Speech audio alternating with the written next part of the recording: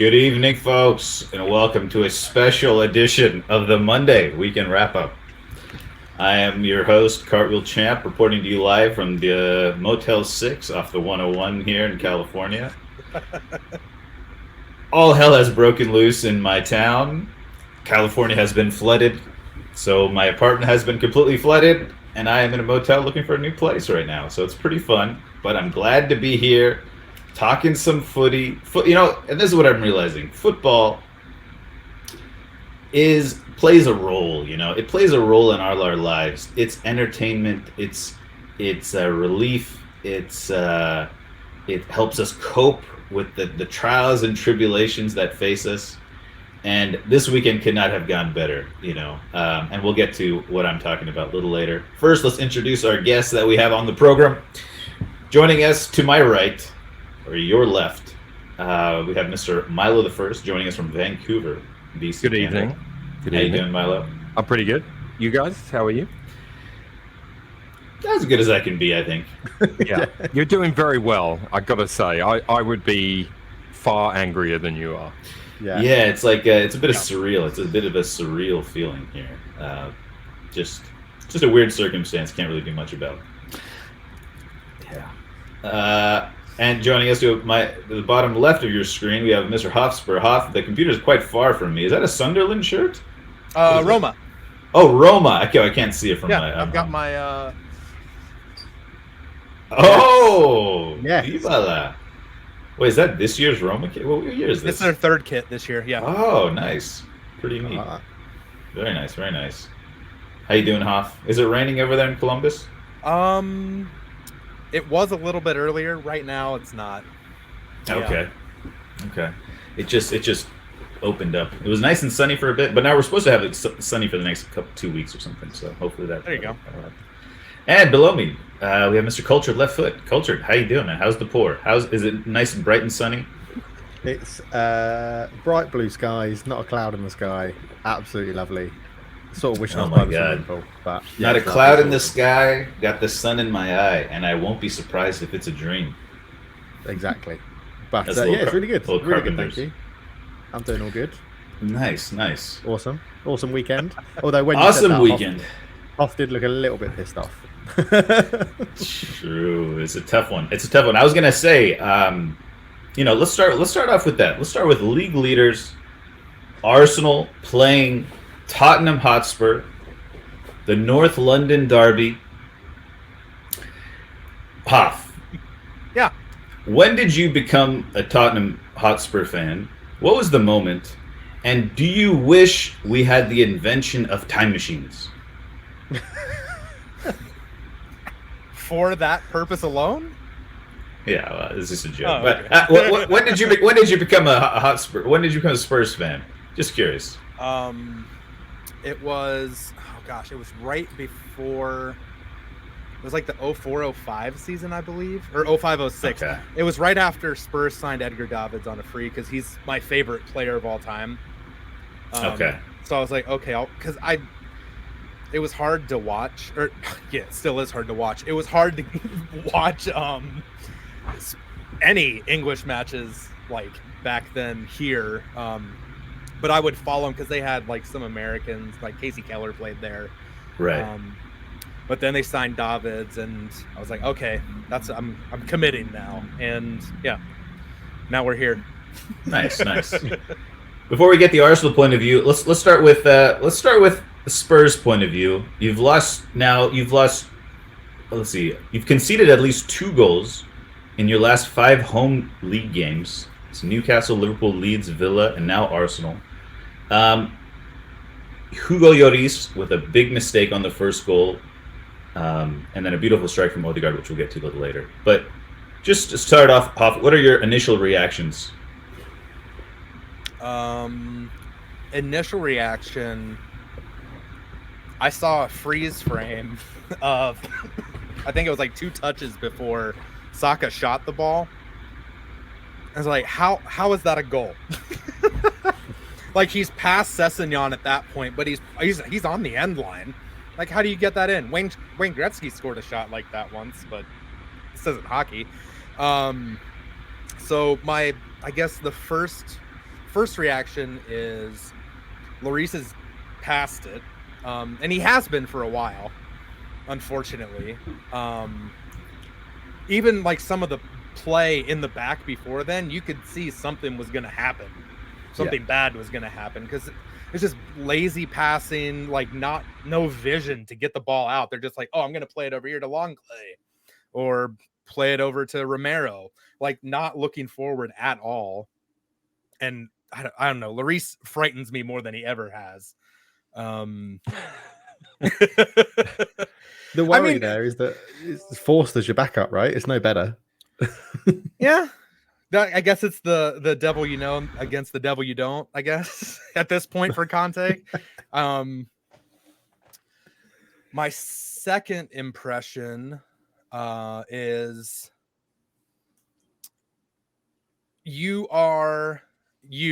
I'm just speaking generally. If you were a world-class manager, do you have any tactical flexibility? Any flexibility? Because the only time we've played well this year is when the players have abandoned the game plan in the second half.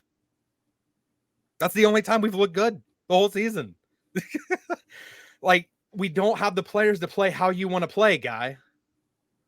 I understand that you want guys to fit your system, sure, but in the meantime, you got to have a plan B. And right now, there isn't one. I think you're muted.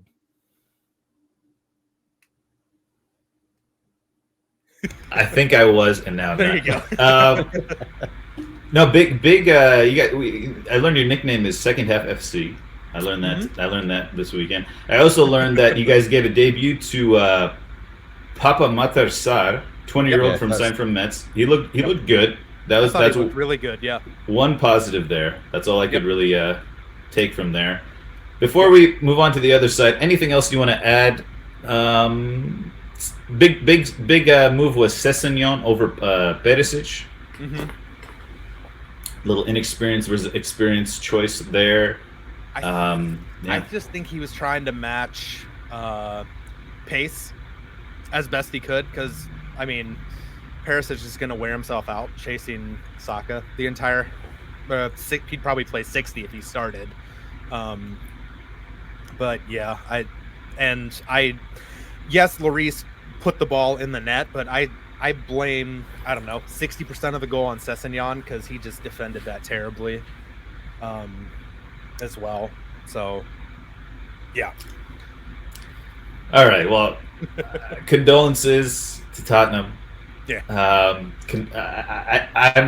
I'm becoming a very, very strong Conte skeptic since last week. I'm questioning him as a manager, as a man, everything. Ooh. But 3 hair transplants, that has nothing to do with it. That shouldn't have anything to do with it. Let's move on to the other side of North London. Milo, yes, how happy are you? I was very happy. That's just the nature of the game. Obviously, one side of the screen was going to be happy and the other. I like that you've got me on top of Hoff for tonight's show because I feel like that's the right way round to have us. It's always been like that. I know. I'm just kidding. But it was a great morning's football. I was very happy yesterday. Just a really good performance. Doing the double over them for the season. Getting the win home and away. Yada yada yada. All that good stuff. The key takeaways are beating them at their place is never easy. It never has been easy. It never will be easy. It's just the nature of the derby.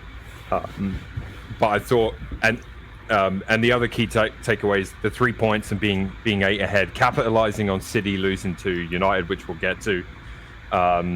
So continuing to capitalize when others make mistakes. It's something we're normally the team making mistakes. Whenever we've got ourselves in a good position over the last 15 years, it's us that are making mistakes and other teams capitalizing to get top 4 or to get whatever it might be.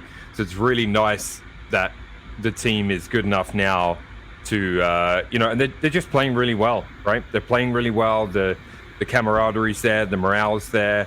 They didn't bat an eyelid about Mudryk thing. I mean, why would they? Why would they care? It's just another player coming in or not coming in, and I just liked the way they approached the game. I really, really enjoyed the fact that there was no bullshit red cards. There was no real flashpoints apart from after the final whistle. Nothing to really get too caught up in. No players getting, too caught up in anything with the occasion, and no suspensions to follow or anything like that. Get through it away from home with a really good performance. I felt really good after the first goal went in. I felt really good about it, to be honest. I knew Tottenham would have a spell. They did have a little spell in the start of the second half there, but just wasn't to be for them. And Saka's goal, I was very surprised, and then I wasn't because it was Lloris's error. Does Saka really shoot that hard? Like the next level up from what happened to Lloris there is that Lloris catches it and flies backward into the net like a cartoon through the back of the net, holding the ball. So I was very surprised by that.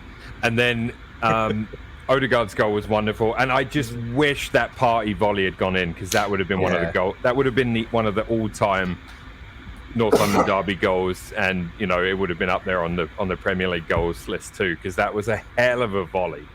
Absolutely, cannoned off the post/crossbar right on that corner, didn't it? And I was kind of gutted for him that didn't go in, just because it would have been one of those that's there forever. It would have been a highlight for the rest of eternity. But 3 points. The train goes on, and eyes are all on United next week at the Emirates. Yeah, I highlighted that in my notes, that Partey shot in my notes. I feel like he's going to get one at a crucial time in the season coming. He already got one. Right? I would say he. I think it was Liverpool, right? He opened. He scored against us too. It was Liverpool. Yeah. I think he's and the thing is, he's not forcing him. It's like sometimes you have those long shooters that just seem like they just kind of force it a little bit, but he just seems so in tune with the pace that Arsenal's he pops up in the area on the edge of the box, and what I like about it is the way Arteta's system is working. The defense and the defensive mids are so focused on Odegaard, Martinelli, Saka, whichever forwards dropping back, and Nketiah. Like, I don't know if any of you guys noticed, but yesterday again he was really good. Not because he's stand out, not because he's not gonna go out and get a hat trick. He might here and there. He's a centre forward, but that's not what he's there to do. He is being a bundle of energy. He's being a pain in the arse. He's holding the ball up. He's a pretty big physical presence, actually, far bigger than I would used to give him credit for. And I think that's a testament to his hard work that he's really kind of bulked up a little bit since his youth days where he first broke into the team. So I thought Nketiah really is doing a stellar job with Jesus out the team at the job that Jesus has been doing. That physical forward that drops deep, kind of a false nine-ish. He was putting in some tackles. Yeah. I made a note about that there was times he popped up at right back and let Saka stay up front, and Nketiah was happy to do that sort of dog's work and water carrier work, coming back, putting the tackles, and he tackled Sessegnon at one point in his own half and started a bit of a counter attack. But he's impressed, to be honest. I digress to Eddie Nketiah there, and I know we started talking about party, so I will finish. What I was getting at is, because they all have to concentrate on those players, there's no fixed position really. Odegaard pops up anywhere. All of a sudden, before you know it, oh shit, there's Partey on the edge of the box. Where did he come from? You know what I mean? Because you got Xhaka in the mix as well. The only thing is, it could lead to a counter attack, and I think we saw that at Old Trafford maybe a little bit, where we could be susceptible to a counter attack in that situation. But since that game, we've been converting those chances rather than giving the ball up. So all in all, very, very happy. Again, I'm still very much feet on the ground. I said I would talk about it. I'll talk about the T word after we've played Man City at least once this season. And we're going to play him 3 times in 3 weeks or something. Yeah. So sports betting became legal in Ohio on January 1st. My first bet was to put money on Arsenal to win the title. So there you go. Wow. Oh I don't think I would ever do that for Tottenham. So I fully admire and respect that. Well, I mean, either is way, the I'll be ultimate. happy, right? If Yeah. I'm terrible Yeah. at betting and they Yeah. bundle it, Yeah. There oh you go. darn, I lost $20. Hey, If hey, they Trying win, to like, jinx cool. it. he is, trying of to course. That, I mean, that wasn't why. I think And I again- thought before they were Yeah. gonna win. and again, 8 points. It's a healthy gap, right? But we all know, I just look at last season. We were chasing top 4 and we lost 3 games on the trot. Gave up 9 points right there. Bang. Like that could happen. You never know what's going to happen with injuries. I think Nketiah coming in and doing his thing has been fabulous, but we're still depth-wise 1 or 2 injuries away from really being in trouble. So they really do need to make a couple of signings in January. I think we've been quite fortunate that the World Cup break happened. I think it bought the squad some time. So it doesn't need to be Mudryk. I'm not sure if we have time for a full transfer segment tonight, but obviously the Mudryk one, I'd have liked to have seen him. I would have taken a risk on him, but I'm also not that upset that we're not risking 100 mil on that player. Sure. Yeah. We'll talk a little transfers. Maybe when we get to the Chelsea. Talk Sure. about Chelsea as well. Culture, did you catch any of the game? Any other notes you want to mention about this match? Yeah, I saw the first. I watched the first. Well, I basically watched until Arsenal went 1-0 up and thought that's game over, so I'm going to bed. Right. But I think Hoff may be a little bit harsh saying the first goal was Sessegnon's fault. I think as a fullback, Sessegnon's done exactly what he's needed to. He's pushed him to the byline, and that's what you're told to do as a defender. Worst case scenario is you give away a corner, generally, because the cross took a little deflection. I think that is 100% Lloris at fault for that goal. And like Hoff said, you saw it coming. I mean, the tactic was play it around the back 4, do a little chip out to either Sessegnon on the left or Doherty on the right, and then go back round again and try and put the ball through the middle. Tottenham just looked poor. They looked really poor. I think Arsenal deserve it. They deserve to be where they are in the league at the moment, Arsenal. And it's all good. I think we touched on most of the things I had in my notes, which was Thomas Partey's rocket that I think everyone other than Spurs fans wish had gone in, just for the glory of seeing a great goal. And Nketiah working really hard. I think he's been a really big surprise coming into the Arsenal team with how he's done. And I think, credit to Arteta. He trusted him. He said he was going to trust him, and they've tweaked it a little bit. And I think it's allowed Saka and Martinelli or Odegaard or Smith Rowe or whoever's playing up there sort of with Nketiah to basically tell Nketiah, you're going to do all the hard work, track him back and keep one of them free for a counter-attack up front. And it's working. It's really good. Absolutely. And I think Martinelli at the moment, the last few games, he's having flashes of still really good, for a few minutes here or there, or a really good run or a really good play. I do think Smith Rowe coming back into the team, which is imminent, that competition for places on that left side is going to be really important just to keep things fired up, because you know how sometimes I worry he's got a bit stale out there because he just knows his position is never under threat at the moment. Like there's no one else out there. So, and I'm a big Martinelli fan. Like I want him to succeed. And I think the start of the season he was probably our best player for the first couple of months. So, I'm excited to get Emil Smith Rowe back in there because I'm a big Smith Rowe fan as well. I like the way he plays. So. Yeah, that's one of the notes I had as well. Smith Rowe's back. Also, I had written down here about Tottenham's positional average position in the first half. None of the Tottenham players were in Arsenal's half average position. Whereas I think last May they won 3-0. I think there was a Rob Holding red card in that match, but still, compared to that match, they had 5 players average position in Arsenal's third. And yeah, it was that first half was just wasn't good enough, and Spurs trying to do their second half resurgence didn't really work. I have Saka dropping back and helping White on the wings because Spurs like to get pretty wide. I thought Gabriel dealt well with balls into Kane in the channels. He did, yeah. Both our centre backs had a really good game, I thought. Yeah. And then I think you mentioned it already, but Ramsdale was massive. He had 2.4 xG face and with 7 big saves, and some of those saves were pretty big. Yeah. Pretty big matches. 47 points from 18 matches. That's the highest point total for Arsenal ever in a league season. Wow. Yeah. And I mean, he's Ramsdale was really, really good, and Ramsdale was great. That kick save he made with his toe was. Yeah. I thought that was a goal. I think it was on Sessegnon. That was nice. And you look back again, teams that have success. You know, we talk about how your players can make it easier for the goalkeeper, but when you look back on teams that are successful, it's those moments where you need your keeper to come up with one. Yeah. You know what I mean? Like, and he's capable of that. And I haven't felt as good about our goalkeeper as I do about Ramsdale in a long, long time.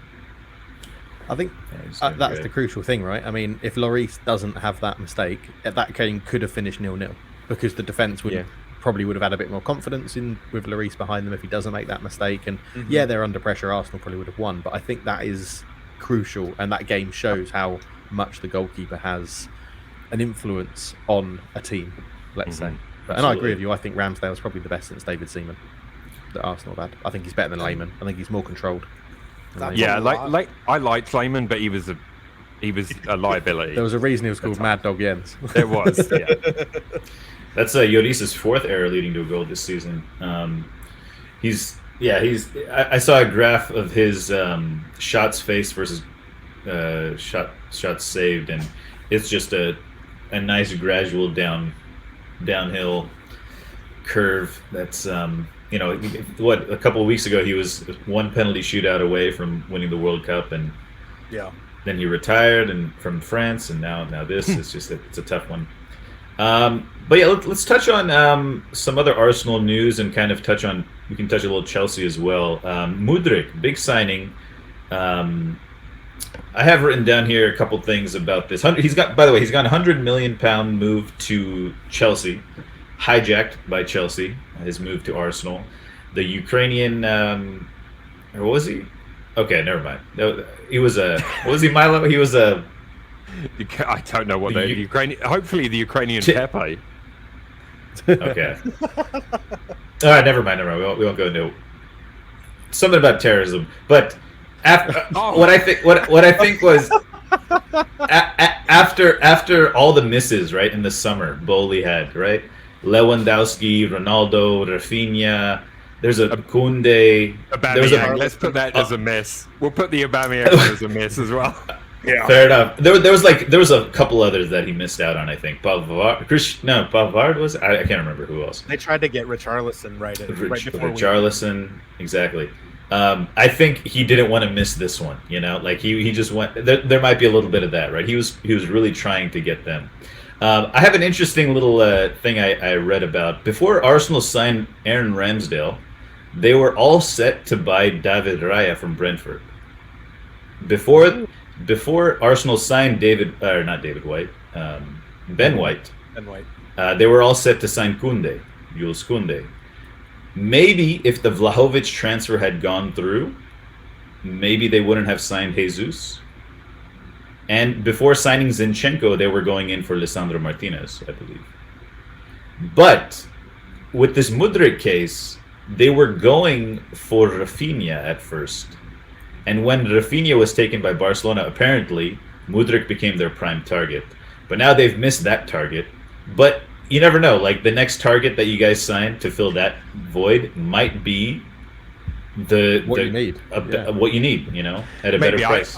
I disagree that we missed the target. I think we have a valuation for the player, and we were not willing to break the bank for it. And I think there are times in the past where I wish we'd have just stumped up the cash. Now, the one I'm going to talk about the most there is Luis Suarez. I think had we actually bought Luis Suarez that season, I forget what year it was, I think we would have won the league. And I think that's a fairly popular opinion for that season. This one here, we had this valuation. It's just under. Chelsea come in 100 mil, whatever. That's fine. Plus, they can then offer the player double the wages or whatever. It's an 8-year contract. It's fucking crazy. Apparently, 25 million goes to Ukraine or something. Yeah. I've got the facts. I've got the numbers. Oh yeah. So Yeah, we'll go go to culture, but I just want to say, like, you called it a miss for Arsenal, and I don't think it is. I think there are other players available that could do what we need at the moment, because Martinelli will be your starter over on that left side, and it's up to the player that comes in to break into that team. If it's Trossard we're linked with now, obviously, because he's a one-away good player at Brighton. He's 28. That will be a shorter-term solution, but it could be that would strengthen our depth for the remainder of this season, whatever that may be. So Right. I don't think it's a miss. I think it's one of them where we got outbid and we weren't willing to go over it. I think I would like to have signed him, though. I will stand by that. Like, I'm not shying away. I'm personally, I was a little bit gutted because he does look like an exciting player. Now I hope that he's terrible, obviously. What are the details on that contract? So obviously all rumoured, but this is what's been reported, is that he was earning $3,000 a week, between $3,000 and $4,000 a week at Shakhtar, and Arsenal had agreed terms of him that he would be getting like 40 to 45 grand a week, and the fee with Arsenal was going to be something like 40 million cash, and then add-ons to make it 60, so add-ons in 20 million. And then Chelsea came in and did 100 million. 25 million Shakhtar agreed would go to the Ukraine Armed Forces and bereavement fund for families that have lost lives in the Ukrainian war. They would pay 60 million up front, with another 20 million or 15 million in terms of add-ons, and then that 25 million of the transfer fee to make it 100 would go to the Ukraine Armed Forces. And apparently they're paying him just over 100 grand a week. So he's That's gone from interesting. 3 to 4 grand a week to 100 grand a week in the stage of a 30 to 40 grand a week step that Arsenal are offering. It all just sounds so dodgy. Like, Yeah, it seems a little sketchy. yeah. And then the contract, length of contract, which they're doing for all their new signings, is to get around FFP. Because it's Right. spread over the length of the contract, so it means they don't go over their FFP value. Oh, that's interesting. That makes a little more sense. Speaking of new Chelsea signings, one good and one bad. We had Joe Felix last week make his debut. Looked really good. Did we talk about that last week? I can't remember. But he played really well. But he got a red card. So he's out for 3 games. I think he's out for like 20 days or 30 days or something. Yeah. It's like a $3 million £3 million red card or something. Yep. Yeah. He shortened now his loan costing- by a month. Yeah. Yeah, it's costing Chelsea 666,000 per game for him. Jesus. So, But on the flip side, we had Beohly make his debut, who looked really good for Chelsea. Yeah. That's a little positive, and they won 1-0 against Palace, so it'll ease some pressure off of Mr. Potter. Chelsea are just in a right mess, though, right? Because they bought in Sterling this summer for Tuchel, and now they're saying they're open to offers for Sterling. It shows how much of a mess that club's in. Yeah, that's a tough one. I enjoyed Potter said he hopes he's around for the duration of that Mudryk contract. Yeah, good luck. Yeah. Yeah. Moving on to the other big game of the weekend, second big game of the weekend, the Manchester Derby. Ten Hag says the fans may dream of a title, but we are not. We have to keep our feet on the ground and face our game, and face that our game has a lot to improve. It can't happen. It can't happen like that after halftime. We are losing so much control in the game. That is also top football. Small details have big impact. We have to keep working hard. We often talk about teams and developing tactics, but one of the main jobs of a manager is to work on the mentality of the team, and this mentality has a lot of elements: resilience, determination. The team is developing a lot, dealing with setbacks and painful moments, and getting through the setbacks. He also knows that the players have experience, and one moment can change a game. The mentality, you know, that's a big job of the manager, I think. You know, there was a lot of talk of mentality when Ole was the manager, about, you know, the players coming out flat, etc. You know, and we're like, is it it's on the players, or is it the manager, or this, that? You know, a lot of the players have changed as well, so maybe that made for the mentality to be shifted a little easier. But love Ten Hag. I don't know. I think even the neutral, I know, you know, even Milo and Hoff, they're in love with Ten Hag. I can see it in their eyes. They're in denial. But Cultured, what are your thoughts on that Manchester derby? Oh, it was absolutely brilliant, wasn't it? It was. Yeah, It was brilliant. I mean, the first half we just let Man City have the ball between their back four. They were no threat at all. I think Fred man marking De Bruyne was amazing. Completely shut him off in that first half. Didn't let him get the ball. I think tactically it was I wouldn't say spot on. There's always things you can improve, but I think tactically in that first half it was really good. We did start slow in the second half, and I think it was Man City. We restricted Man City to one shot on target, which by the way was one more than Southampton let them. So whether that was good or bad. Oh, he's gone. The host is gone. We're in trouble. We're in trouble if the host has gone. Uh-oh. No, we're good. We're good. We're still going. Keep going, guys. Yeah, we'll keep going. Hoff, you'll see him. Oh, he's back. Appears, right? Yep. He's back. There we go. Someone checked in, I think. Someone checked in downstairs. Give him the Wi-Fi password. Yeah. But I think any team that can come away from a game against Man City, whether it's a derby or not, and say they've only had one shot on target was incredible. I mean, everyone was saying Haaland v Luke Shaw and at the back would be ridiculous. Luke Shaw played again really well at centre back, at left-sided centre back. Bruno Fernandes took his goal well. I'm sure we'll touch on that later in a bit more detail. And then Rashford winner after great work by Garnacho. So it was brilliant. It was absolutely. And I honestly don't care about what people think about that goal. I'm just happy we won. It was awesome. Of course Milo you don't. shakes his head. We'll get to the goal. Of course you 8 points don't clear. care. Of course you 8 don't points clear. care. We'll get to the goal. Yeah, I thought it was awesome. I thought it If was really the good. other way around, you guys would be so fucking angry. Of course I would. Yeah, I'd be well pissed. But It also wouldn't have been a surprise result, to be fair.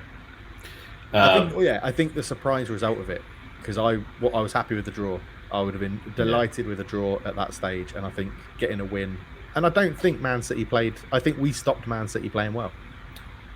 Yeah, That's what I'm most happy with. I asked a lot of Man United fans that I'm friends with, what do we want from this actual game? And their answer was generally to be competitive with Man City, is what the answer was. The result doesn't really matter. It's we want to be able to show that we can be competitive with someone like Man City. And I think we did that. So absolutely. I mean, 3 months ago we lost 6-3. Yeah. Since then, 1 draw, 1 loss. Draw against Chelsea, I believe Chelsea. Loss against Villa on Unai Emery's debut. 9-game win streak now. We're 1 point behind Man City. We created 1.3 XG more than Man City, which is the biggest XG deficit for Man City since 2020. Let's just dive into Man City a little bit here. That's their second loss in the week. Quite a harsh loss, to be fair. We'll talk about the offside, but what do you guys think is the problem with Man City? For me, it's the change of play style with Haaland. To me, it's such a massive change, right? It's like you're taking a nice sharp arrow from last season or in seasons before, and this possession tiki-taka aerodynamic thing, and then you're kind of just chopping the top off and turning it into this weird blunt edged thing that is just not sharp anymore, and it makes them a lot easier to beat.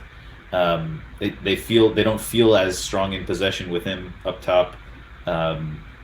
I feel like it's a big play style situation, and I think it's something that teams are going to find easier to defend once they get adjusted to it. Dealing with Haaland, I think there was a bit of learning curve maybe in the beginning of the season, where teams were like, "What do we do with this beast?" And maybe he was on a little bit of an adrenaline rush, but now it seems like he's quieted down quite a bit. Obviously, the striker can only put away the chances that are put in front of him. I don't think he missed any big chances or anything like that. City also aren't creating from their wingers. I'm a big critic of Mahrez. Foden out on the wing. I didn't even know he was playing until maybe 20 minutes into the game. Just seemed non-existent. What are the problems with Man City? I know we can go on about United for a while, but let's talk about Man City a little bit. It's really weird to me that we've seen this pre-Haaland. We've seen these City teams win the league pretty easily for the most part, and all we hear in the transfer window is like, oh, Pep needs a striker. Pep needs a striker. Pep needs a striker. Pep has a top 5 striker in the world now, and what's happening?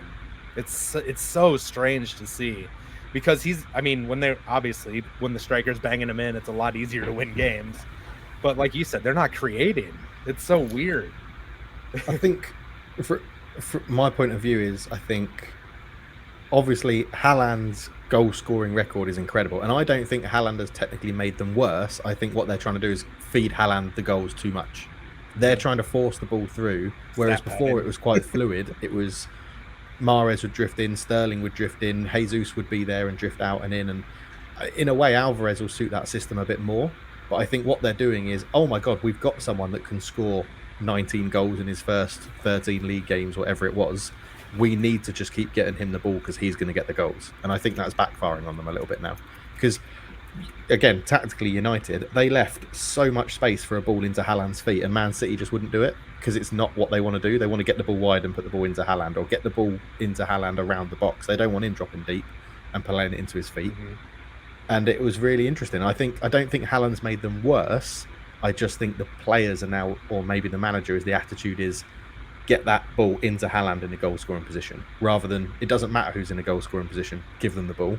It seems to be feed it into Haaland, and it's odd. It's really odd. Yeah, Maldini brings up a good point. Fred did a job on KDB. I thought Fred and our defense was just so good. It was young Malaysia stepping in, Luke Shaw playing in front of Lisandro Martinez. I'm not sure why that's happening. Maybe it's a size thing. I know Shaw's got a couple inches on him, centimeters, whatever you want to call it. Also, the Barcelona games that's coming up in the Europa League, Lisandro is suspended for that. Could be a couple of different things. But yeah, Rashford. Let's get to the goal now. The offside decision that was not called. Let Milo go first. It's a controversial call. I think, Milo, you were saying it was the right call, I think? Or I can't remember. No, I was saying it was the right call. Like, by the rules, it's the right call. I think Milo also thinks it's the right call deep down. No, he doesn't. I side with the defenders that have spoken out about it since, and said that, first things first, I will say this. City defensively were in a really poor position for that exact play. Okay, that's the first order of business. That's City's fault, 100%, right? So you had players, I forget who it was, chasing back.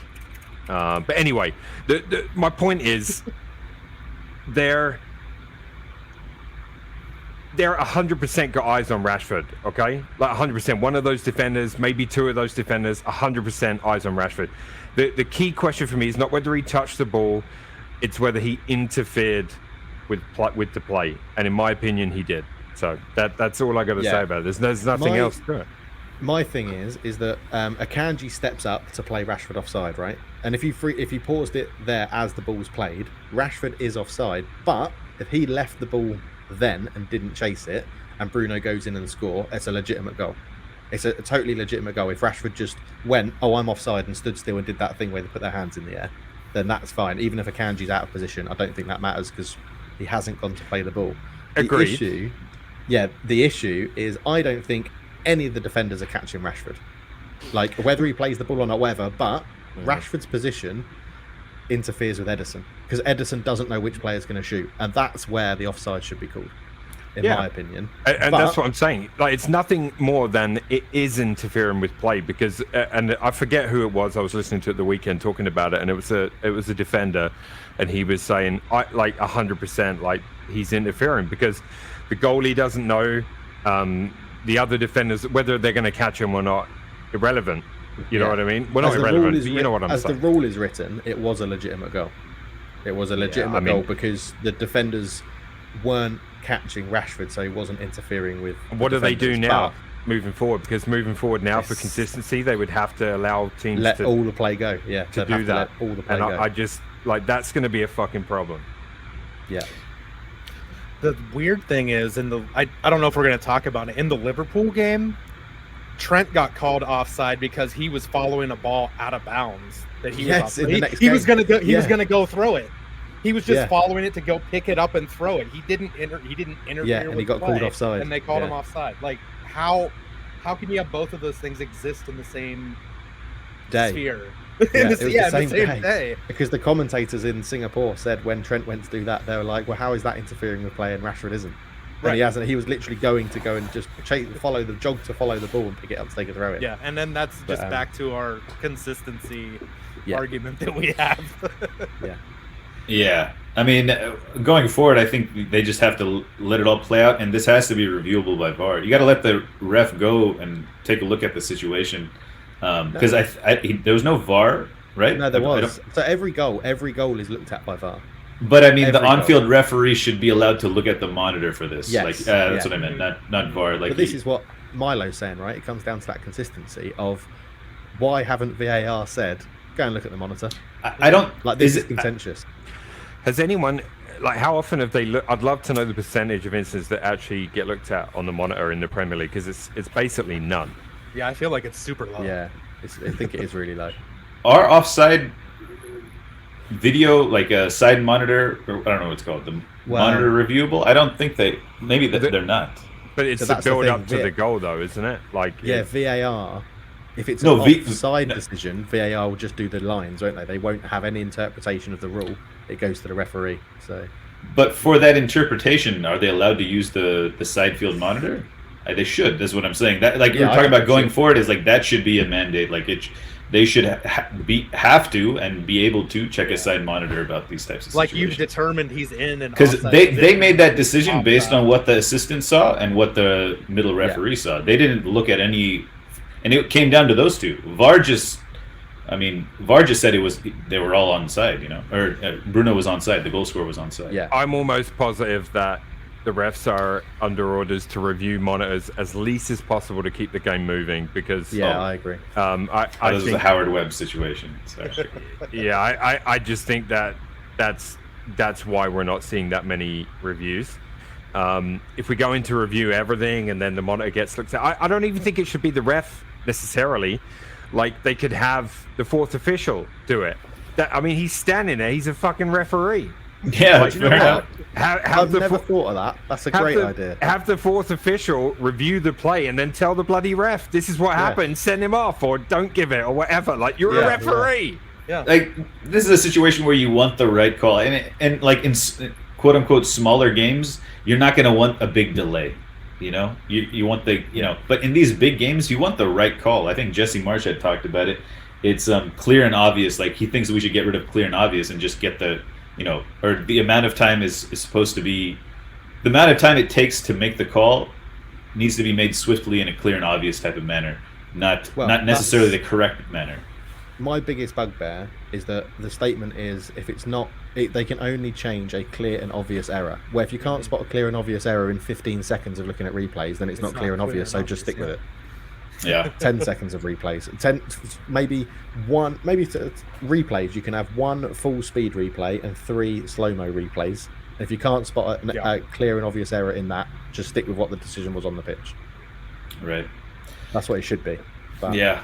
But yeah, big, good moment for United. I mean, I think if you told me, if you take that offside decision out, and like you said, a draw or even a win in some other way, it felt deserved. It didn't feel like City were blatantly cheated, But it wasn't. It was pretty lucky. It was a very lucky. I think the way we were playing, we still would have got an equaliser. Maybe At some point in that game, late on in the game, I think we would have. Yeah. But Other news for United: Wout Weghorst, the 6'5" Dutchman, has been signed. He'll be wearing the number 27, previously worn by Marouane Fellaini. Probably be deployed in a similar sense, just striker, heave it into him type of things. I like the move. I like it. I Yeah. like the move. Yeah, goal scorer in the Bundesliga. Yeah. Goal scorer in Turkey. He didn't do well for Burnley, but they didn't really create much for him. He's proved at the World Cup he can score goals, especially from that free. If we do something like that free kick, I'm going to be well happy. Absolutely love that free kick.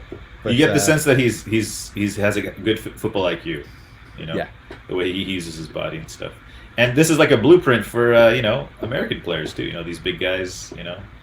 Think about LeBron. Like LeBron James was 6'8", Who's 6'5" in the league? I don't know who's 6. Is he more than 6'8"? I don't know. Just saying. This is the blueprint, right? Dan Byrne, Wout Weghorst, Pentimillion or whatever his name was. I don't know. Pantilimon, yeah. He was tall, right? Yeah, he was, really he was tall. like 6'9", I think. There you go. Yeah. This is how that's how we begin the revolution in the United States of America. Other guys, other little United news. Phil Jones, Tuanzebe, Tamhin on the chopping block. Benjamin Mendy has been found. It's looking good for him. He's possibly not guilty. He was found not guilty of 7 counts of sexual harassment activities. And he has 2 more to get through, I believe. Yeah, he's got 2 appeals. Yeah, so they were all found not guilty, but 2 of them have appealed the verdict. So it'll be interesting to see what happens with him. Maybe he's the answer to City's problems. Probably not. Probably not. Probably not. Yeah. On the topic, I saw this before the Arsenal Tottenham game. Was Saka and I believe Saliba. They were 1 yellow away from suspension for next week's United game. I just looked that up a little bit, and basically it's once you get to the halfway mark, if you can get to 19 games without accruing 5 yellow cards, your slate gets wiped. So it's basically if you get 5 yellow cards by the halfway point of the season, you have to serve a 1-match ban. Then the next step is, so basically a lot of teams are on 18 games right now, and so United's one of those teams. So in danger for them are Fred and Casemiro. If they get a yellow card against Palace this Wednesday, they could be out against Arsenal on the weekend. And Arsenal are 1 game. They're also about to play their 19th game or their 18th game. No, their 19th game. Excuse me. Yep. Yeah. And Saka, Gabriel, Saliba are all 1 yellow away from missing the following fixture, which would be Everton. Which could be interesting. And the other rule is at the 32nd fixture of the year, if you accrue 10 yellow cards by that point, you serve a 2-match ban. So, and here's a trivia question: who has the most yellow cards in the Premier League? Anyone got a guess? Well, ever. No. This season. This season. This season. It's like 7. 7. 7 yellow cards. He Is it Bruno? It is a midfielder. It's not Bruno. Okay. And also, which team has the most yellow cards? Anyone got a guess? Most yellows, I'm going to go with... It's going to be someone like Leeds. Is a compatriot of Bruno's. Ooh. Oh. Wolves? 7. Wolves. Yeah, I mean, it immediately comes to Wolves, doesn't it? He does play for Wolves. Yeah. Okay. Ruben He's Neves? Yes, Ruben Neves is correct. Yes, 7. So if he gets 3 before the 32nd, 3 more before the 32nd fixture, he will be out for 2 games. 2-game ban. Wow. Oh, he will. Fulham with 49, United with 46, Villa 43, Forest 42, Palace and Everton both with 41 yellow cards. Yeah. All right. It's great. I think the world is happy that United's back. Liverpool, on the other hand, 3-0 defeat to Brighton. Danny Welbeck doing the Rashford celebration. Klopp saying it was bad, really bad. I can't remember a worse game. It was a very organized team against a not very organized team. Low confidence, low on energy, says Jordan Henderson. Darwin Núñez, Roberto Firmino, Diaz, Jota, VVD, all injured. This is the worst season under Klopp so far. It's just not going well. And Klopp also said the transfer market is not the solution. He has to use the players he has. Yeah, it's just not looking good for Liverpool. Do you guys have any comments on maybe the midfield or maybe Gakpo getting thrown right into the fire? What are your thoughts on Liverpool here? I think we've talked about it all season so far. Again, it's a combination of injuries and also the result of going toe-to-toe with the Man City machine for 2 or 3 years in a row. You know what I mean? Losing Mane as well. And then Diaz coming out. Obviously, he's injured. They have a ton of injuries. A you can't look away from that really. But yeah, they made some pretty. I mean, Brighton are no pushover. We know that. No, right? They're not. They've caused problems for a number of teams, big teams this season. So yeah, I mean, obviously not the result Liverpool are looking for, but I really do think that they're just suffering that, and it's a bit of a transition year for them. It's an interesting, I think, in that Brighton game, I think a lot of credit has to go to De Zerbi, the Brighton manager. I think he's turned them around. Like everyone said, Potter was a great manager. What they needed was a goal scorer, and now they're scoring more goals than ever under De Zerbi in those games, which I think is crucial. I think Liverpool, I wonder if there's a little bit of, not complacency, but is there still the effort they feel they need to put in? Nearly all of that squad have won everything under Klopp for what they could win in terms of Champions League, Premier League. They've won all of that. Salah's won it. Firmino won it. Okay, Mane won it, but he moved on. I don't think you can really say Mane was the key for Liverpool, and that's why everything's falling apart. But a lot of that squad, well, the majority of that squad have won everything. Is there still that fight to say, well, things are going against us, let's really pull together and do it? Yeah, I don't know. You don't like to think footballers is getting complacent and thinking, I've already won everything, what can I go and do? But you do sort of look at it, and did Liverpool miss the chance to sell Salah when he was at his height?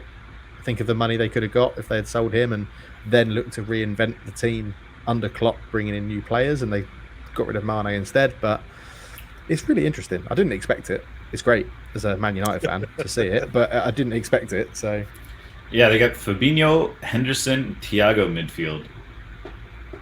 Bit, they're aging a little bit. I got here written down that Fabinho won 50% of his duels, Henderson 40%, Thiago 37.5%, and that doesn't include all the times they were just passed through by Brighton. In the summer, they were in for Tchouaméni, who I believe because Mbappe deal fell through for Madrid. Madrid decided to go for Tchouaméni, and Liverpool had to go to their plan B, who was Arthur. And Arthur got a season-ending injury, I think, within like a week or something. So it's tough. It's a tough situation at Liverpool. And, I'm not going to say 7-year syndrome or anything, but how long do you really expect it to go on for? Well, this is the thing, right? In today's age in football, 7 years as a manager at one club is a long time. It's amazing. That's a very long time. Yeah. So the only other person getting close is Pep, I think, isn't it? Who's 6 now? Yeah, I think he's right either one there. Before or one after Klopp. I can't remember which way around it is, but which is, by the way, one of the reasons why I think Arsenal have a good chance of winning, because and people are saying Man City are they're gonna come back. They're gonna come back. I don't think it's that easy to do it in their 7th season like this. This is the first time Liverpool have begun their calendar year with successive defeats. 1993 was the last time. Do you guys remember who the manager was at that time? Who was managing who in 93? Liverpool. Who was managing Liverpool? Gerard Houllier. No, Roy Evans. No. Oh. Dalglish? He's a pundit now. Graham Souness. Souness has to be Souness, yeah. 1993. That's the last time they lost their first 2 calendar year. Not a good pundit either. No, because in 1993 he was probably still asking, "Where's Pogba in all of this?" Right. He's come out and apologized about his Casemiro comments. Yeah, yes, I did He's see just that.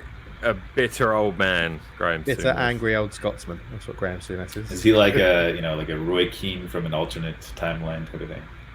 Maybe. He's more of an He was angry, more bitter begrudging man, or whatever. Roy Keane. I don't think he was as good More a of a player Scrooge. either as Roy Keane was. No. All right.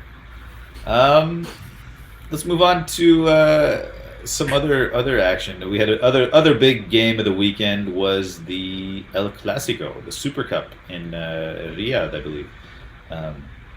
Real Madrid versus Barcelona. Xavi wins his first trophy, 3-1 victory. Pedri and Gavi look amazing. Madrid, on the other hand, look very lackluster.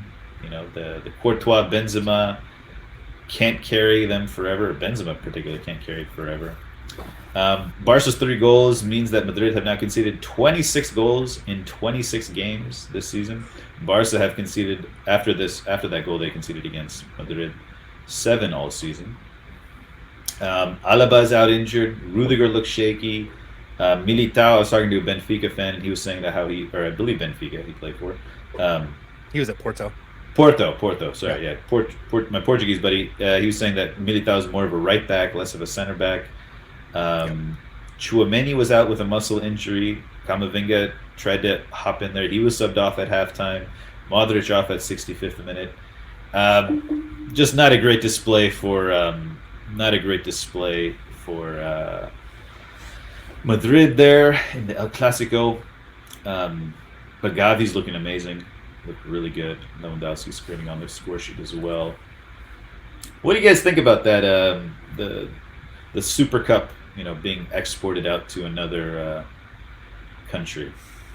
The 39th fixture. Do you remember that? The 39th Yeah, I fixture. remember that. Bloody hell. Yeah. That must have been an American, right? No. It was an Englishman, by the way. It was an Englishman. Yeah. I don't agree with it. I think all your country's football should be played in your country. Yeah, it's an interesting one. It's interesting. I don't like the Charity Shield per se. I think as a competition, I think Milo probably feels the same. When you win it, it's sort of like, hey, what does that matter? It's the Charity Shield, or Community Shield now, to give it its proper name. But even if that was to be moved to Dubai, I'd be like, whoa, what are you doing? It's an English competition. Play it in England. I don't understand why it would be moved. It's apology to any Arabians that we have if they're watching, but it stinks of sports washing again, doesn't it? Or they just have tons of money. Or they just have tons of money. Yeah, they got tons of money. The only thing I think what they could do is somehow give transportation to some of the fans. Maybe that would be kind of neat. Just jet over 1,000 fans on each side or something. I don't know. Yeah. Because the atmosphere was a little low. It wasn't I don't know. It's obviously there's stuff. I wonder what the off-field activities are surrounding that game, how much fan meetups and who they're having dinner with, and this and that, and who gets to watch their training, etc. I bet it's more of a yes, look at my zoo. A lot of princes have zoos. Yeah, they have tigers. It's look at my Barcelona. They're here. They're here, yeah. I think it does devalue the competition a bit as well. Even if it's not a really prestigious competition, I think it does devalue it if you move it to a different country. Yeah, I do think it doesn't have the same. It's not the Copa del Rey, and it's not it's not the league. It has a different feel. So, but still, Madrid looked pretty bad. Balde and Gavi on the left wing made life tough for Carvajal, who's another Asian player who's similar to how we spoke about Liverpool. He's kind of been through it all with Madrid, and they really got to inject new blood into the team to give themselves a lift. Valverde starting on the wing ahead of Rodrigo again, but a lot of stuff there. Anything from the Premier League we missed, guys? Anything you want to talk about from other teams? I didn't really have much. Mitrovic's penalty. Oh yeah, that was big. Newcastle, of course, Newcastle. Newcastle. That was pretty funny. That was very fortunate for Newcastle. Yeah, against his own foot. Was it intentional? Did he do it intentionally, or did he just miss he slipped? He Okay. slipped, yeah. Because he celebrated yeah, I got it, I nailed it. I meant to do that, and then you're like, wait, what? Wait, why is he calling it back? And then they show the other angle. I'm like, oh, okay. I mean, the referee straight away went to as soon as it went in. The referee went to VAR and asked. Okay. I think he's kicked that twice. And the keeper, I think it's hit his other foot. The keeper was on it before he hit the ground. He was like, oh. But I think, Fulham looking. I know they didn't win that game. I know they lost, but Fulham are looking good this year. Up into 8th or 9th or something like that. They're looking pretty good. In classic American fashion, Fulham is my second team. I think Fulham's everyone's second. I have a soft spot for them. I was a big Danny Murphy fan, actually. Ooh, okay. Oh no! Why? He played that football. Yeah, yeah. Why were you a Danny Murphy fan? I just like that he's like he's a deep lying orchestrator, that type of player. I like that Thierry Henry literally made him look like an utter clown on more than one occasion. I'm sure he did. Well, we had Clint, we had Brian McBride, I think Onyewu. No, not Onyewu. We had Eddie Johnson. It's the American connection. It's the American connection. It's Tim Ream there now. Okay. Tim Ream. I was a big fan of. I think Brian Ruiz was there for a long time. Brian Ruiz was there, Costa Rican. They had that one. Oh no, that was what's his name? Bobby Zamora. Bobby Zamora was there. Anyways, I liked them at that time. Who was the manager? Jean Tigana was one of their managers who I really liked. In like the late 2000s, who was? Oh, God, they've had loads, but Fulham had loads. Wasn't Roy there? Roy was there Roy did really Roy well. Hodgson, was there. No, he was there. He was there with Nick Bride, I think. Roy took them sorry, to with Friedel. Brad. No, he didn't play for them. Oh wait, Brad. Who are you talking about, Brad? No, I said Roy. You said freedom. Oh, Yeah, you said Friedel. okay. No, the I He said took them Brad. to the keeper there. Roy Hodgson You all took them to good? the UEFA Cup final, didn't he, against Atletico Madrid? Where they Yeah, lost, Roy or the Hodgson. semi-final, sorry, where they lost. And they Yeah. beat Juventus that year with Clint Dempsey getting a hat-trick and lobbing Buffon, which was unbelievable. Great clip to go and watch if you've not seen it. Sorry, I'm Googling something right now, and it's gonna crash my computer. Martin Yole was there too for a little Martin while. Yole was there for a while. He was the guy that signed Edgar Davids at Spurs, going back Yep. to the start of the Yep. It was Hodgson. That's what I was thinking. Yeah. Hodgson. Anyways, yeah. So Fulham's boy. doing nicely. I Um, every once in a while in my head I'll just hear Martin Yole say Kasami because he scored that awesome goal and Martin Yole was the manager and he's like Kasami and I don't know why I hear that every once in a while. Why do I think of Padim Kasami? I have no idea, but I blame Martin Yole. Alrighty, let's see. We have some Aston Villa news. Chicago Fire sold striker Jean Duran for an initial fee of $18 million, $4 million in performance incentives. 22 appearances for the Fire, 8 goals, 5 assists. Pretty good. He got called up to the Colombia squad, 3 caps for them. He was originally bought for $2 million from Colombian side Envigado. This sounds like a football manager, win for the Chicago Fire type of thing. It does, yeah. Villa has also bought left back / winger Alex Moreno from Real Betis, 29-year-old. So Unai Emery back at it again. Yeah. I got other things written down here. Messi has an offer from Saudi Arabia for some ridiculous amount of money. They want to rival- continue that over there. Let them do it. Go do it. Just so that we don't have to talk about it ever again. He's signing a new contract with PSG, though, isn't he? I think he said he's going to do another year contract with PSG at the end of the season. Okay, yeah. And then former Barca president Bartomeu had made some messy comments. He called him a roided up something and this and that, So that kind of goes along with my. I was going to say, was that him or you? Yeah, I'm just saying. I'm not the only one just saying this stuff. I know it's very hush hush. It's not very PC. It's not very popular to say these things, but it happens. Stuff happens. How about since we're on Barcelona, how about the Shakira PK stuff? Have you seen that? Oh, that was great. That was actually a good song. It's so good because It was really the good. lyrics she wrote, and then PK gets one of those cars that she wrote about in the lyrics to roll up to his league. It's so I'm good. I I'm love guessing it. Milo and Cultured may not know what we're talking about. Yeah, so I know. So obviously, I thought this PK was a cheated. football show. PK cheated on Shakira. Shakira wrote a song. With Gavi's Like- mom, apparently.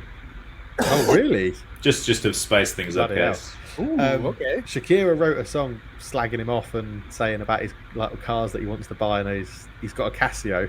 He's something about a Casio and not a Rolex. And then he got Yeah. Casio to sponsor his six-a-side league that he now runs.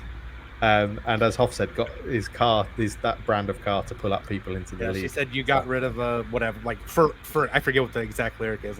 You got rid of a Ferrari and now you have a jalopy, and he rolls up in a jalopy, intentionally Yeah. went out and got the car to lean into it. It's great. But also, why would you cheat on Shakira? The guy's a nutter. Like, yeah, I know what you're saying, but I think her voice would annoy me after a while. Yeah. I did it for It's very like this. Yeah. That is what it's like. You know? Yeah, I feel like that would annoy me after a bit. I Is don't her know. speaking voice like that too? I don't know if I've ever heard her speak. Well,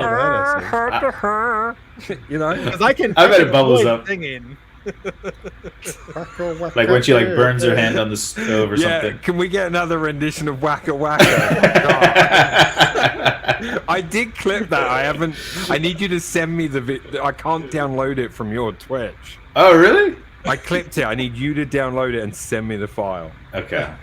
I'll figure If it you out. could do that, I would really appreciate it because it'd be I need perfect for to our hear hockey it. nights. Yeah. Oh, apparently the Gavi's mom thing was BS. Okay. oh, what? Like when people said that Dave Moyes wouldn't play Wilfred Zaha because he was sleeping with his daughter. Like, obviously that's not true. Obviously that's not true at United. But What other big rumors were there in the world of football? What are the big rumors? I don't know. I heard that Real Madrid and Barcelona are trying to buy Harry Maguire and Phil Jones, and I'm hoping the Chelsea scouts hear this, so that the Chelsea then go and buy Harry Maguire and Phil Jones because other clubs are interested in them. So, Yeah. Basically, whoever you're linked with, assume Chelsea will buy them. tag Chelsea on Twitter and get them interested. Yeah. Did you see their? I just happened to see it because I was looking at their Instagram page for some reason. They had Mudryk's tag in their profile. Like, they were twerking for him so fucking hard. It was so weird. I saw that. Yeah. Who had the that tag? The The club's Chelsea main profile. FC Instagram account had Mudryk's Yeah. Instagram tag in their bio. It was about because Mudryk did everything but add Arsenal into his Instagram bio. Yeah. Like, Oh, wow. you got to wonder how the player feels about what went down, because sure, like he made it very clear what he wanted, right, where he wanted to go. He was basically, flirting with Arsenal for the last couple of months. You do have to wonder how he feels about it. Obviously, you're going to get paid. He's going to get a lot of money. I'm sure it'll be fine in a week or two, or even who knows? Maybe it's fine by now. But like, I bet at first he's like, "What the fuck?" Like, the player power thing did not really come into play here. Shakhtar held all the cards. Right? Yeah, and it's an interesting one because think of all the I'm not saying social media is a barometer when a player posts and doesn't post, but he posted so much around that transfer to Arsenal. He's done one post since he signed for Chelsea. Yeah. And that was his unveiling. It's like, It's also the weird. I'm trying to come to terms with this in my head that just people are terrible overall. You have I think what Shakhtar is doing with the fee, for a portion of the fee going to the Ukrainian armed forces, all that stuff, I think that's really cool. You still have Chelsea fans that are singing Abramovich's name at games. That's got to be fucking weird for that guy. That's just I don't know. People are terrible, like I said. Totally, Greg. I'm 100% with you on that. Like, I was a little disappointed, but at the same time, it is a risk that I'm kind of glad we're not taking. If we go out and spend that money on someone that we know is going to provide us the depth we need. I think in today's age, right, there's a risk that you can take with 40 million for a young 22-year-old who looks skillful. I think the risk of playing 100 million for a 22-year-old who looks skillful with 12 senior goals for Shakhtar, that's it. Yeah. Like, I think that's a risk you don't take. So I think Arsenal played it pretty well. They said, this is the fee we're going to pay, this is the money we're going to pay you. And Chelsea came in and you went, yeah, we're not matching that. Fine. See ya. Exactly. And there are other players out there that, like I say, if it turns out to be Trossard, for example, you know what you're getting. And you know what you're getting in the Premier League. I have nothing against Mudryk. I hope he goes on to have a great career, and I'll be interested to see how good he really is. Yeah, I mean, if Chelsea make that front three that they have, let's say they sign Felix on a permanent, I know there's no deal in there, but let's say they do, the front three they could have next year could be very impressive if it clicks and works. Mudryk, Felix, and Fofana up front. Yeah. It could be very good for them, but there's a lot of ifs and buts and maybes. Yeah. Mate, they're going to buy at least another 12 players before then. Probably they're doing like a as well. Nottingham Forest style, They've literally signed full 11. Does Potter walk or get fired first? I feel like he Right. has like no input, zero input for players, and like at some point you're gonna.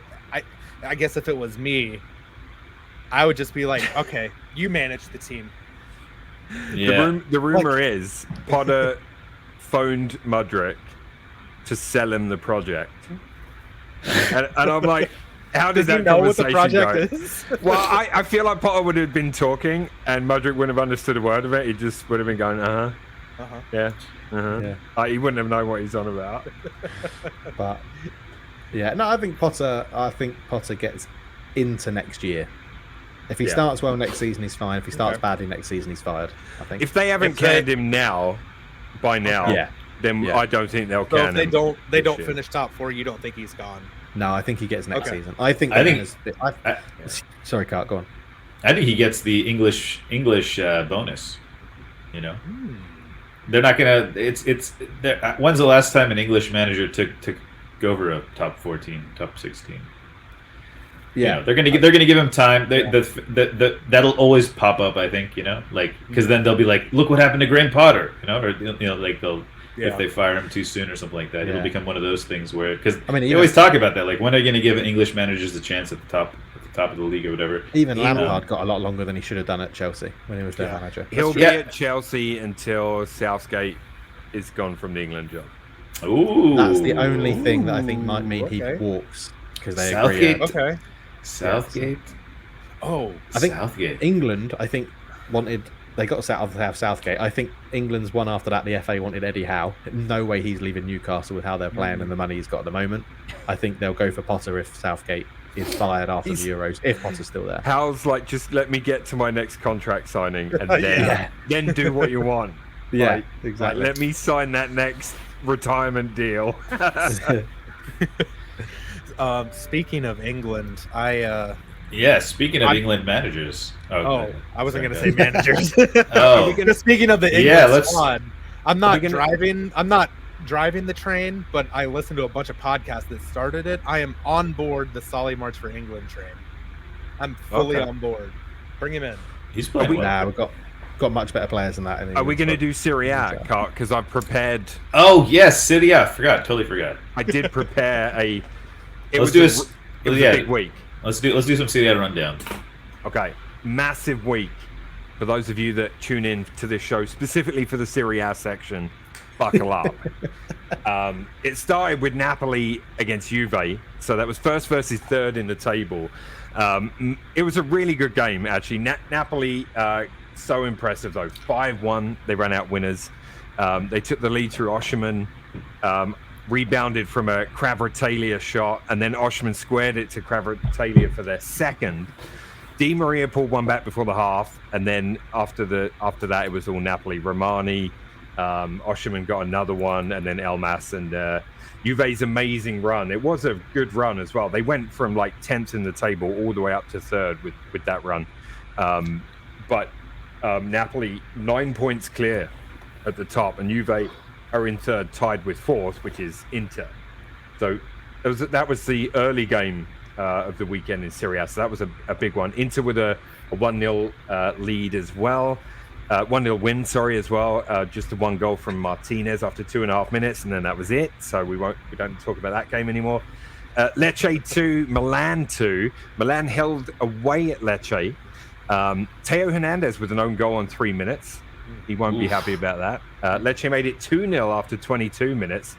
Milan were looking a bit on the ropes there, but they came out in the second half. Rafael Leao and Calabria, the skipper, leveled with a header. Milan second in the table, but 9 points back, and they're only one ahead of Juve. So it's pretty tight. Napoli looking, they're in a similar position to Arsenal right now. You know what I mean? Like, they haven't won the league for a fucking long time, and they have a good lead on second place. So it's a very, very similar story. I really appreciate the similarities. So, do you think Napoli are going to win the league? I'm not going to commit to that until they've played. No, Just until they play Man City. The shock of the weekend was Atalanta 8, Salernitana 2. So Atalanta started the season amazingly. They were actually point for point with Napoli for the first 10, 12 games. If you were following along this show, you will know that because I told you. Anyway, it was 1-1 after 10 minutes. Goal apiece. You're thinking, all right, decent game. And it all just went wrong. 5-1 at halftime. 6 not long after that. Ochoa in net for them just had an absolute mare. 7 different goal scorers. Now, I didn't have time to do any research. I wanted to know if that had ever been beat. Had there been an 8 goal game with 8 different goal scorers? 7 different players scored in that haul, which I thought was pretty interesting. Other than that, Atalanta, they are 6th in the table, joint 5th. They're 3 points off 3rd. So it is pretty tight from 3rd down to about 8th in Serie A. Lazio got a 2-0 win. They're in that exact group I'm talking about. And Roma, with a brace from Cultured's favourite ever player, Paulo Dybala, with a couple of goals to beat 10-man Fiorentina. And they're 7th in the table. So, yeah, it was a busy week in Serie A. Speaking of Roma, did you hear the comments that Jose Mourinho made about Arteta? I didn't. What did he say? He's amazing and he wishes Just he was him? recently? I just read it, but I don't think it was recently. It was after we beat them under him. I think it was 2-0. Yeah. I just read those today, and I was like, I forgot he said that, but the further removed I am from Mourinho, you might have this experience too. I'm like, damn, he knew what he was talking about, and he knows. Yeah, pretty much. Yeah, that's pretty accurate. What was it he said? Yeah, what did he say? He was very complimentary of Arteta, talking about how I hope he gets time. He's doing all the right things. If he lets his team develop, they're going to be in a really good place in a couple of years, etc. Things like that. Very astute by Jose. Yeah. I should have listened to him. I bet when he said that at the time, I was like, the fuck's this knobhead talking about? Yeah, who's this knobhead? Yeah. Real quick. Yeah, I'm happy with Milo's Serie A recap because out of all of that, what I forgot was that Di Maria played for Juventus. I completely forgot that. Yeah, That's why we do recaps. Juventus had a really good defensive record, I believe, coming into this week. Yeah. So that was a big. Yeah, they were on a great run of form because if you remember at the start of the season, I was saying they seem to have fallen quite away, and their squad just didn't make a lot of sense, but they've put a decent run together. They're looking a lot more functional than dysfunctional now. Yeah. Obviously, the Napoli game, that's a bit of a blip, but Napoli are really, really good this year. We'll have Bundesliga back next week, right? I believe. Yeah, Friday night, Leipzig and Munich, Bayern play, and that. So I love Friday night football. It's so good. I'm just looking over the matchups. Gladbach, Leverkusen Sunday. Germany's got it figured out. I think they got it figured out. Yeah. They got it figured out. It seems sustainable over there.